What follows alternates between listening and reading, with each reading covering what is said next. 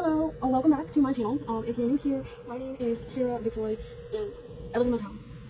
I am filming today because this page called Beyond 40 posted this short recently here. Insulin is known as a storage hormone because it inhibits lipolysis or fat burning. First, I avoid snacking during the week. Every time I snack, even if it's a healthy choice, I'm increasing insulin, taking my body out of a fat burning environment. Number two, I never eat carbs by themselves. Starchy carbs and sugars raise insulin higher and faster than other foods, so I know eating them alone can lead to more potential fat storage. Every time I eat carbs, I think PVC pipe, and I eat my food in that order. Protein, veggies, then carbs. Research shows eating your food the PVC way can actually reduce post-meal insulin by 19 to 29%. Three, I use an intermittent fasting protocol of 16 hours or longer, at least 4 or 5 days per week. This allows blood levels of insulin to stabilize for long periods of time, keeping my body in more of a fat burning environment. And if you have not seen these shorts posted by these people, there's quite a lot of them. They're pretty much all filled with these half-truths. This short here is actually potentially dangerous, especially to people who actually already have issues regulating their blood sugar. And a big part of the problem is that the title itself is actually drawing in people who are more likely to be morbidly obese, want a quick fix, and already have issues regulating their blood sugar.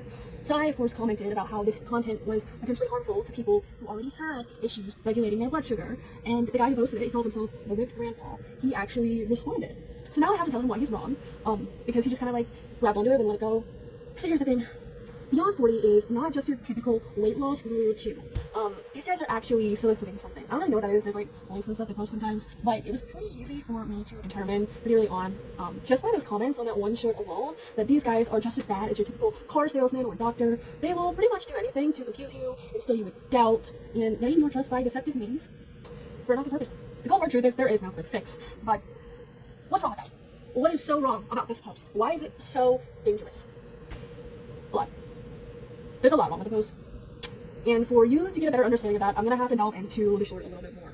And the first tip that he gives, he kind of crops in a little bit, a piece of article up at the top, talking about how insulin prevents you from burning fat, or something ridiculous like that.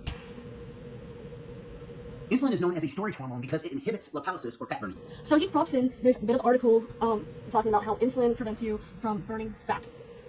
Or is it that there was a link found between higher insulin levels and the inability to burn fat? First, I avoid snacking during the week. Every time I snack, even if it's a healthy choice, I'm increasing insulin, taking my body out of a fat burning environment. So basically, in this first tip that he's giving you, he is stating that he does not snack throughout the week because it raises your insulin levels. Even if it's a healthy choice, it raises your insulin levels. Okay? Alright. First of all, your weight is determined by energy in versus energy out. Through and through, it's simple. It's plus, minus, add, subtract. There is no multiply, no divide. It's very, very simple. So how do we measure this? Well, I got something I can show you right here. I got some handy dandy protein powder. It's a perfect example. It's got this thing on the back, they're called nutrition facts. It says amount per serving. There is even a nice little scoop inside, so you know how much you're taking in. So right next to that, it's got this number, right? It's listed calories. It is 180 calories per serving. So what are calories, friends? Calories are energy. I did not really go over this in my physics or chemistry or biology or health class, but they do exist. Calories are energy, and they're on all of our food products, and they're there for a damn good reason. So basically, the only reason that eating would prevent you from losing fat is if you ate too much. Because fat is just stored energy. So all you have to do is expel more energy than you're putting into your body. It's that simple, guys. It's really that simple. It has nothing to do with your metabolism, and I can go over that a little bit if you want me to. A dietitian would probably lie to you. So sure, a rise in insulin levels would probably correlate to the inability to lose fat. Number two, I never eat carbs by themselves. Starchy carbs and sugars raise insulin higher and faster than other foods, so I know eating them alone can lead to more potential fat storage. Every time I eat carbs, I think PVC pipe, and I eat my food in that order. Protein, veggies, then carbs. Research shows eating your food the PVC way can actually reduce post-meal insulin by 19 to 29%. He states that he never eats carbs on their own, stating that they raise insulin levels higher and faster than anything else. He's not wrong. But he also claims that he does not snack. And this guy is ripped. He calls himself the Ripped Grandpa.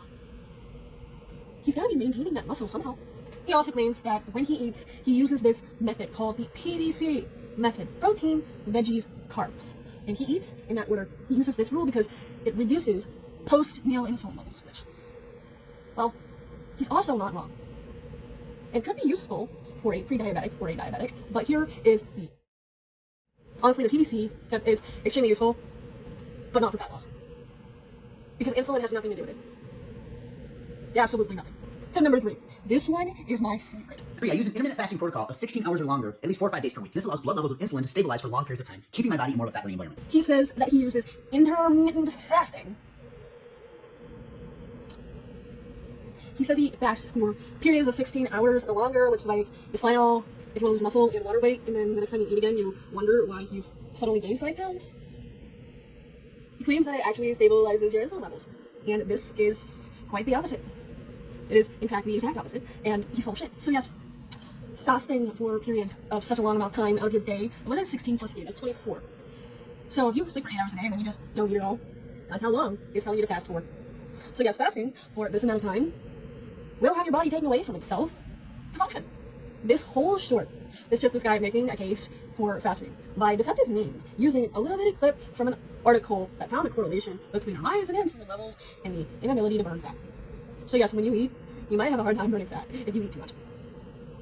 And by doing this, your BMR is going to go down. Your BMI is going to go up.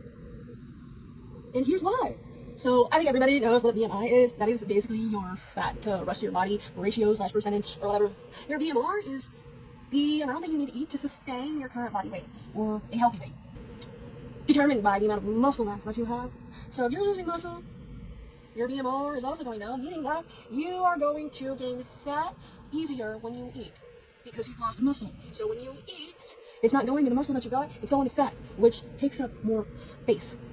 So basically what I'm saying here is, by fasting, you are losing muscle, meaning that your BMR is also going down. So when you eat again and you eat over that threshold, that's all going into fat unless you have been physically active. And most people just are not.